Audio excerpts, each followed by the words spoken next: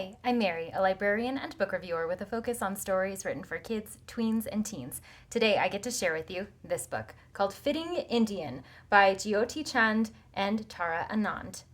Natasha is 16 years old and she is struggling to fit in. She comes from a very conservative Indian family and she lives in a much more liberal United States. So when she's confronted with friends who look different from her, who have different ways of wanting to let off steam than what her family thinks is appropriate, Natasha is understandably a bit confused. She wants to be a part of both worlds at the same time and also feels limited and restricted in her conservative family's values.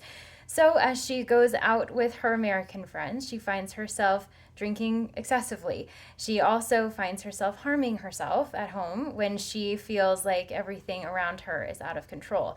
It doesn't help that her older brother is perfect in every way, and she somehow just does not seem to measure up to what her family expects. But when she hits rock bottom and ends up in a rehab facility, she starts to see that maybe her life isn't quite as bad as she had painted it to be. And through really careful steps and supportive friends and family, she's able to figure out a solution that might help more than just herself.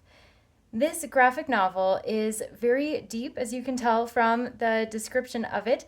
There's a lot of really heavy subject matter in here with the self-harm, suicide attempt, and also the excessive underage drinking. So there's a lot to unpack, and also it's something that is not uncommon in the world. So as readers who may be going through similar experiences pick up this book, they might see not only a story that resonates with them, but also maybe a little bit of hope at the end as well.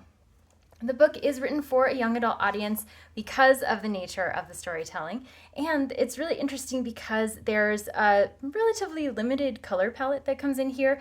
All of the images are really saturated with color, so it is a hefty book because of that, and there is some strong language in it as well, so definitely better for those older readers.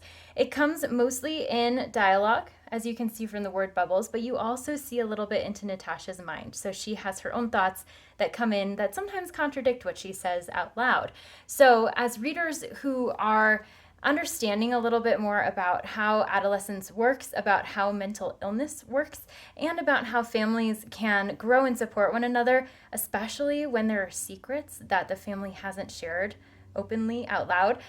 There's a lot to unpack in this story, and it's a great way to start talking about mental illness, especially if a family or community is less adept at doing so. Because when you don't talk about mental illness, that's when it really becomes a problem in some cases, as it did for Natasha. So definitely some heavy subject matter, but a great way to investigate the feelings that children can have when they straddle two cultures and don't always feel like they belong 100% to either one. If this sounds like a great fit for you or for someone you know, I hope you look for it wherever you get your books.